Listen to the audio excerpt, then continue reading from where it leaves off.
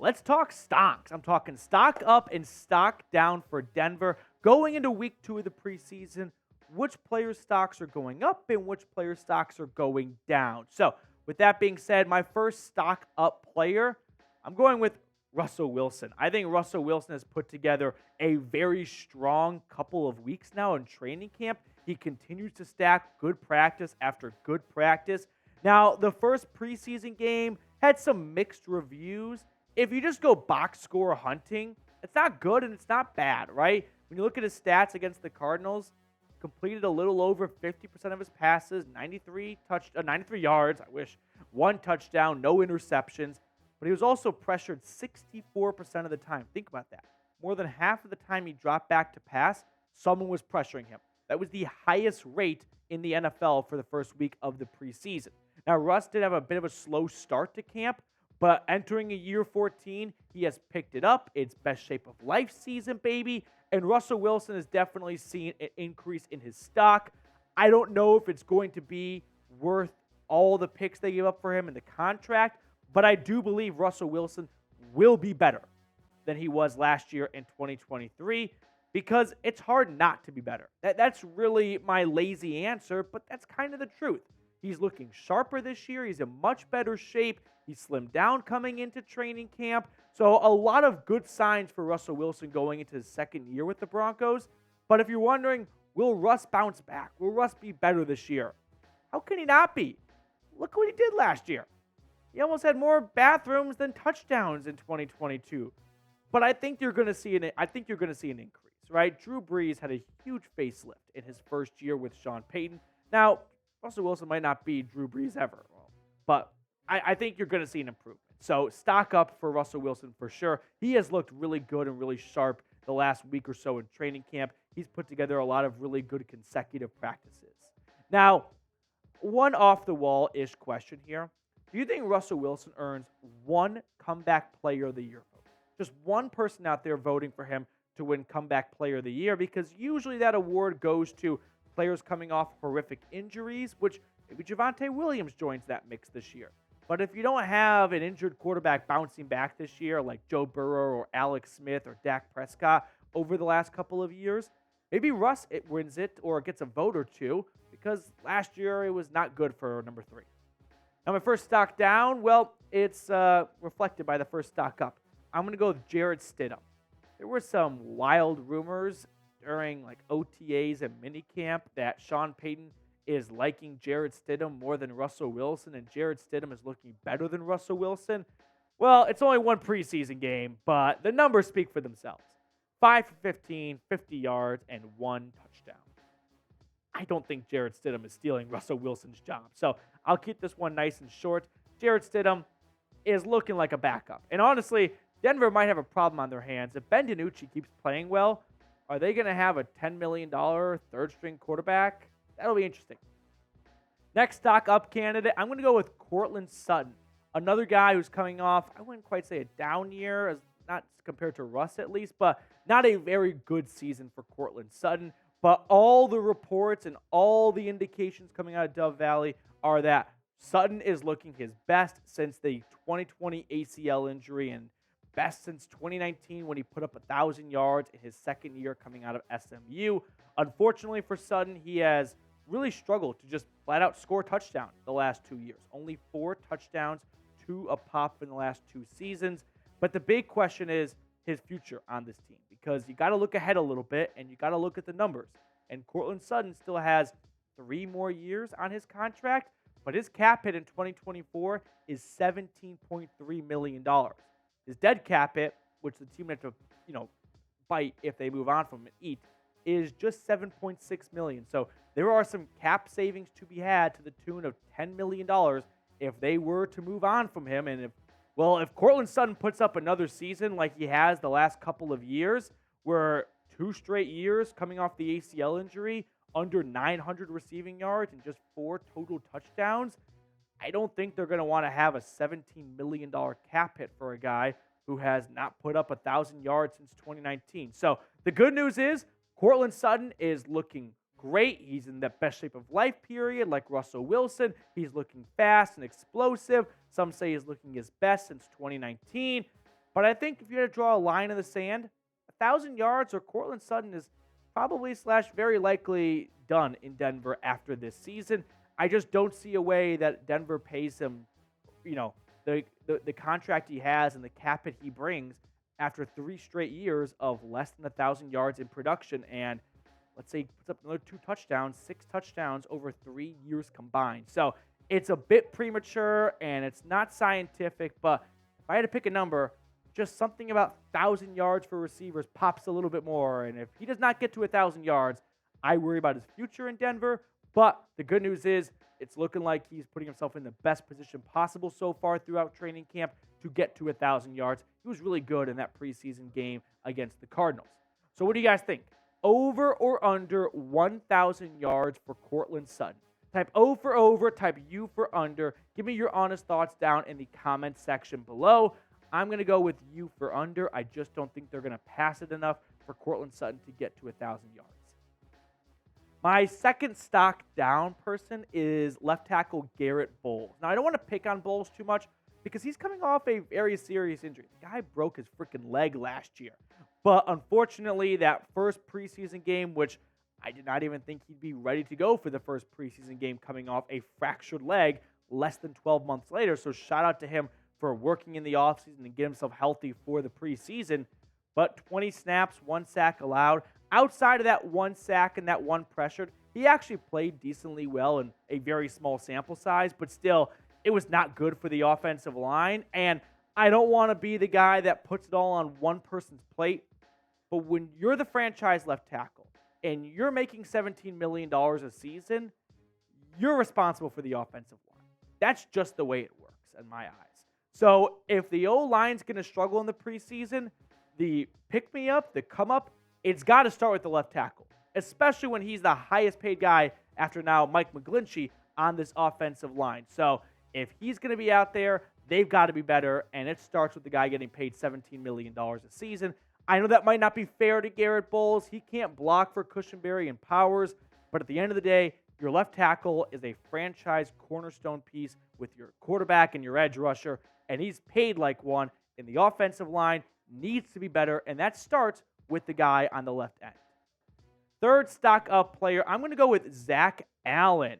This is a player that I was not too upbeat about when Denver signed, but he has proven me wrong, guys, because he has been, without a doubt, one of the biggest training camp stars throughout training camp so far. He signed that 3-year, $45.7 million contract after Draymond Jones went to Seattle. So that basically will officially close the book on Draymond Jones coming back. So Zach Allen would be the new guy. And so far in his NFL career through 4 years down in the desert, just 11.5 sacks in 45 games. But last year he put up some really good numbers. Unfortunately, a hand injury cut his season short. But he had a 10-week stretch where he had 5.5 sacks and a whole boatload of pressures. So the gamble is, if you take that 10-week stretch from last year and stretch it out over a 17-game season, those 5.5 sacks could balloon up to 9 to 10 to 11 sacks, and that would be worth 3 years, $45 million. Now, the defensive line for Denver with Zach Allen on it is still not where I want it to be. DJ Jones is looking like a good run stopper. I don't know if he's worth the free agency contract the Broncos gave him from San Francisco, but outside of Allen, you just don't have any pieces there that really intimidate me all that much. Like DJ Jones would definitely they'd all intimidate me in person, but I'm not an offensive lineman in the NFL. So you got to get a little bit better up front. But Zach Allen, no doubt about it, has been one of the stars of training camp. I had my reservations around this signing, but Allen has been a stud so far. He has been a disruptive player. He has been a menace. He has been the guy that forces the offense to huddle up, get chewed out by their coach, go back to the line of scrimmage, and once again, Zach Allen blows up the play, disrupts the drill. And sure, you don't want that from the offensive side, standpoint, but from a team standpoint, that's great to see. So if you're looking for an under-the-radar guy for 2023, Zach Allen might be your guy. Now, who do you think leads this team in sacks? I'm still going to go with Frank Clark. He's just the most reliable piece, right? Randy Gregory has never played a full season. Zach Allen has never played a full season. Baron Browning is still on the PUP list. Frank Clark is the only guy I can confidently say will play the most amount of games. So for that reason, I'm going to go with Frank Clark. But let me know who you think will lead this team in sacks down in the comment section. This next stock down person is not the best stock down candidate, but I just want to talk about him for a moment. And that's Garett Bolles, because he had a really good 15th day of training camp on Tuesday. But honestly, Garett Dulcich coming in at tight end 2 on the depth chart, it surprised me a little bit. Now, it's just a preseason depth chart, but Adam Trautman coming in ahead of him and Dulcich with the flow coming in at tight end 2 was not something I had on my bingo card. But this is more of a note to myself and maybe anyone else that's in the same bucket as me. Don't overreact to preseason depth charts. It's just preseason. You're not going to see a lot of the younger guys move up the depth chart all that much. But this is more of a note to me, note to self. Don't overreact to preseason depth charts. But also, why isn't Garett Dulcich tight end 1? Like, is it truly just because Adam Trautman has one more year of NFL experience? Or is it because Adam Trautman has looked better so far in camp and Dulcich isn't going to be this breakout star we all want him to be? And he had some great games last year. No doubt about it. Love that Chargers debut. But I'm going to pump the brakes on just runaway breakout candidate Garett Dulcich. No doubt about it. Before we get on to the rest of my stock up and stock down candidates, our sportsbook partner, BetUS, well, they're back for another season. And Broncos Country, we've got this awesome deal for you. Go to chatsports.com/bet. Promo code Broncos125. When you put that in, they give you a 125% deposit bonus. So in layman's terms, if you deposit $100, they match that $100 and then give you an additional $25. So you have $225 to play with when you go to chatsports.com/bet. Promo code Broncos125. Fourth and final stock up player so far is defensive end, outside linebacker, Nick Bonitto. So, former second-round pick, thanks to the LA Rams and the Von Miller trade. He has been noticeably more impactful, better, just bigger and stronger and faster, all the cliches you want this year in training camp. Because last year for Bonitto, it was basically a redshirt season. He had 14 tackles, 1 tackle for loss, 1.5 sacks. Nick Bonitto never really imposed his will on any game. There was no Nick Bonitto game. Well, I guess the Jags game was pretty good, but that's it. So to see Nick Bonitto come into camp knowing, hey, they drafted me in round 2 last year. And what have they done since then? Well, they signed Zach Allen. They signed Frank Clark. Something tells me they don't have a ton of confidence in me because they've added 2 more pass rushers since they drafted me last year. And I was a decent draft pick. I was a second rounder. Now, that's not that, Nick Bonitto might not be that redshirt guy in year 2 like he was in year 1 because he has looked great so far in training camp. And last year, well, it was a redshirt season for him. He did not even take a snap the first 2 weeks of the season. He stood on the bench the entire first week. He was a healthy scratch week 2 against the Texans. Then you see against the Niners and the Raiders, he gets on the field a little bit. Then you get the injuries piling up when Randy Gregory goes down after the first 4 weeks, and Bradley Chubb gets traded later on after the Jags game. So more snaps for Nick Bonitto, but you can see he really starts to hit a groove towards the second half of the year. 29 snaps, 28 snaps, 26 snaps, 37 and 27 snaps to round out the year. All in all, Nick Bonitto played 35% of defensive snaps. I think that number is going to go up in 2023. He's had a great training camp so far by all accounts, like I said. And he's also in a room with, stop me if you've heard this before, a lot of unreliable pass rushers. Randy Gregory, Baron Browning, both injury-plagued guys. Well, Browning as of late and Gregory throughout his NFL career. So Bonitto, what I'm trying to say is, will have an opportunity to step on the field. What he does with that opportunity remains to be seen. But if you're wondering how the second-year guy of Oklahoma is doing so far in training camp, he's doing very well. My fourth and final stock down player, I kind of hate myself for this one, but I'm going to go with the rookie cornerback Riley Moss. It's through no fault of his own. Unfortunately, he has missed all of training camp after undergoing surgery for a sports hernia.